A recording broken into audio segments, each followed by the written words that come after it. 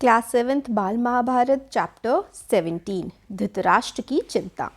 जब द्रौपदी को साथ लेकर पांडव वन की ओर जाने लगे तो धृतराष्ट्र ने विदुर को बुला भेजा और पूछा, विदुर, पांडु के बेटे और द्रौपदी कैसे जा रहे हैं? मैं कुछ देख नहीं सकता हूँ, तुम ही बताओ कैसे जा रहे हैं वे? विदुर ने कहा, कुंती पुत्र युधिष्ठिर कपड़े से चेहरा ढककर जा रहे हैं। भीम अपनी दोनों भुजाओं को निहारता, अर्जुन हाथ में कुछ बालू लिए उसे बिखेरता, नकुल और सहदेव सारे शरीर पर धूल रमाए हुए क्रमशः युधिष्ठिर के पीछे पीछे जा रहे हैं। द्रौपदी ने बिखरे हुए केशों से सारा मुख ढक लिया है और आंसू बहाती हुई युधिष्ठिर का अनुसरण कर रही है। यह सुनकर धृतराष्ट्र की आशंका और चिंता पहले से भी अधिक प्रबल हो उठी। विदुर बार बार धृतराष्ट्र से आग्रह करते थे कि आप पांडवों के साथ संधि कर लें। विदुर अक्सर इसी भांति धृतराष्ट्र को उपदेश दिया करते थे। विदुर की बुद्धिमत्ता का धृतराष्ट्र पर भारी प्रभाव था, इसलिए शुरू शुरू में वह विदुर की बातें सुन लिया करते थे, परंतु बार बार विदुर की ऐसी बातें सुनते सुनते वह ऊब गए। एक दिन विदुर ने फिर वही बात छेड़ी तो धृतराष्ट्र झुंझलाकर बोले, विदुर, मुझे अब तुम्हारी सलाह की ज़रूरत नहीं है। अगर चाहो तो तुम भी पांडवों के पास चले जाओ। धृतराष्ट्र कहकर बड़े क्रोध के साथ विदुर के उत्तर की प्रतीक्षा किए बिना अंतःपुर में चले गए। विदुर ने मन में कहा कि अब इस वंश का सर्वनाश निश्चित है। उन्होंने तुरंत अपना रथ जुतवाया और उस पर चढ़कर जंगल में उस ओर तेजी से चल पड़े जहां पांडव अपने वनवास का काल व्यतीत कर रहे थे। विदुर के चले जाने पर धृतराष्ट्र और भी चिंतित हो गए। वह सोचने लगे कि मैंने यह क्या कर दिया, विदुर को भगाकर मैंने भारी भूल कर दी। यह सोचकर धृतराष्ट्र ने संजय को बुलाया और कहा, संजय, मैंने अपने प्रिय विदुर को बहुत बुरा भला कह दिया था। इससे गुस्सा होकर वह वन में चला गया है। तुम जाकर उसे किसी तरह समझा बुझाकर मेरे पास वापस ले आओ। धृतराष्ट्र की बात मानकर संजय जंगल में पांडवों के आश्रम में जा पहुंचे। संजय ने विदुर से बड़ी विनम्रता से कहा, धृतराष्ट्र अपनी भूल पर पछता रहे हैं। यदि वापस नहीं लौटेंगे तो वह अपने प्राण छोड़ देंगे। कृपा अभी लौट चलिए। यह बात सुनकर विदुर युधिष्ठिर आदि से विदा लेकर हस्तिनापुर की ओर चल पड़े। हस्तिनापुर पहुंचकर जब धृतराष्ट्र के सामने गए तो धृतराष्ट्र ने उन्हें बड़े प्रेम से गले लगा लिया और गदगद स्वर में बोले, निर्दोष विदुर, मैं उतावली में जो बुरा भला कह बैठा उसका बुरा मत मानना और मुझे क्षमा कर देना। इस तरह एक बार महर्षि मैत्रेय धृतराष्ट्र के दरबार में पधारे। राजा ने उनका समुचित आदर सत्कार करके प्रसन्न किया। फिर महर्षि से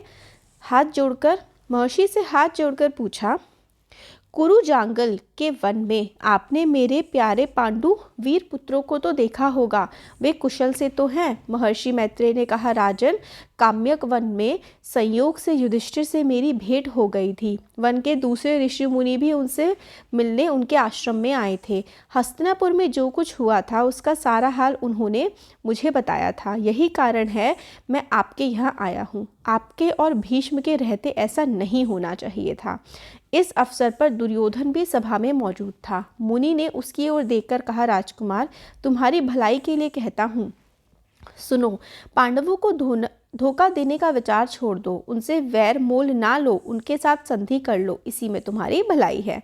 ऋषि ने यूं मीठी बातों से दुर्योधन को समझाया, पर जिद्दी व नासमझ दुर्योधन ने उसकी ओर देखा तक नहीं।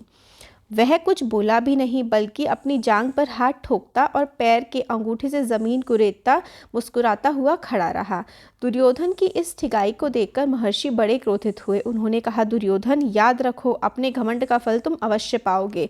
इसी बीच हस्तिनापुर में हुई घटनाओं की खबर श्री कृष्ण को लगी। उन्हें यह पता चला कि पांचों पांडव द्रौपदी समेत वन चले गए हैं। यह खबर पाते ही वह फौरन उस वन को चल पड़े जहां पांडव ठहरे हुए थे।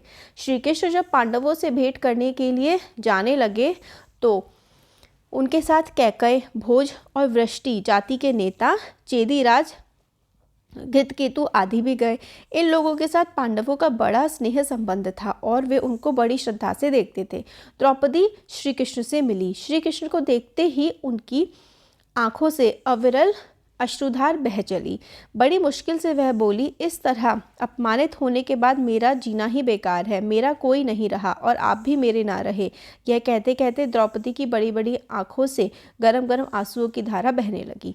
वह आगे न बोल सकी। करुण स्वर में विलाप करती हुई द्रौपदी को श्री कृष्ण ने बहुत समझाया और धीरज बंधाया। वह बोले, बहन द्रौपदी, जिन्होंने तुम्हारा अपमान किया है उन सबकी लाशें युद्ध के मैदान में खून से लथपथ होकर पड़ेंगी। तुम शोक ना करो, मैं वचन देता हूँ कि पांडवों की हर प्रकार से सहायता करूँगा। यह भी निश्चय मानो कि तुम साम्राज्ञी के पद को फिर सुशोभित करोगी।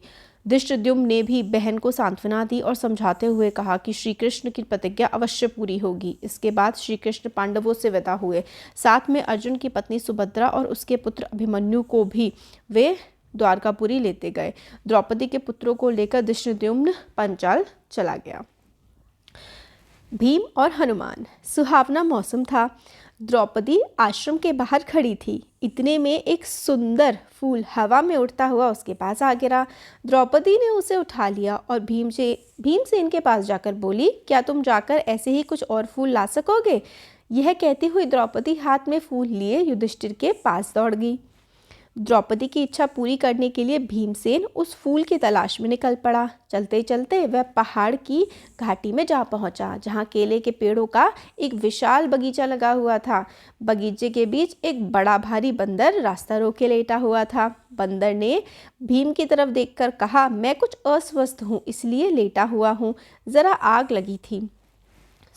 लगी थी तो तुमने आकर नींद खराब कर दी। मुझे क्यों जगाया तुमने? एक बंदर के इस प्रकार मनुष्य जैसा उपदेश देने पर भीमसेन को बड़ा क्रोध आया और बोला, जानते हो मैं कौन हूँ? मैं कुरुवंश का वीर कुंती का बेटा हूँ। मुझे रोको मत, मेरे रास्ते से हट जाओ और मुझे आगे जाने दो। बंदर बोला, देखो भाई, मैं बूढ़ा हूँ, कठिनाई से उठ बैठ सकता हूँ, ठीक है?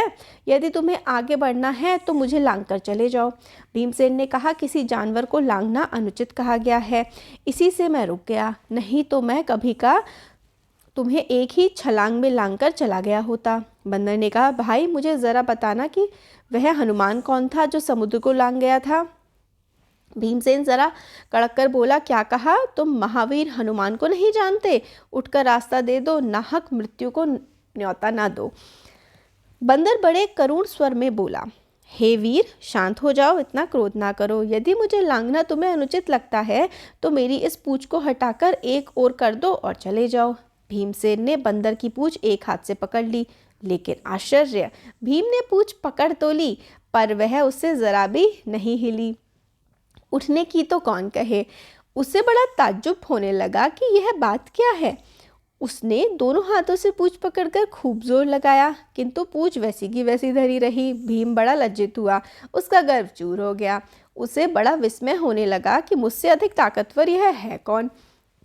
भीम के मन में बलिष्ठों के लिए बड़ी श्रद्धा थी। वह नम्र हो गया, बोला, मुझे क्षमा करें, आप कौन हैं? हनुमान ने कहा, हे पांडुपुत्र, हनुमान मैं ही हूँ, वानर श्रेष्ठ। मुझसे बढ़कर भाग्यवान और कौन होगा जो मुझे आपके दर्शन प्राप्त हुए। कहकर भीमसेन ने हनुमान को दंडवत प्रणाम किया। मारुति ने आशीर्वाद देते हुए कहा, भीम, युद्ध के समय तुम्हारे भाई अर्जुन के रथ पर उड़ने वाली ध्वजा पर मैं विद्यमान रहूंगा, विजय तुम्हारी ही होगी। इसके बाद हनुमान ने भीमसेन को पास के झरने में खिले हुए सुगंधित फूल दिखाए। फूलों को देखते ही भीमसेन को द्रौपदी का स्मरण हो आया। उसने जल्दी से फूल तोड़े और वेग से आश्रम की ओर लौट चला। Thank you so much.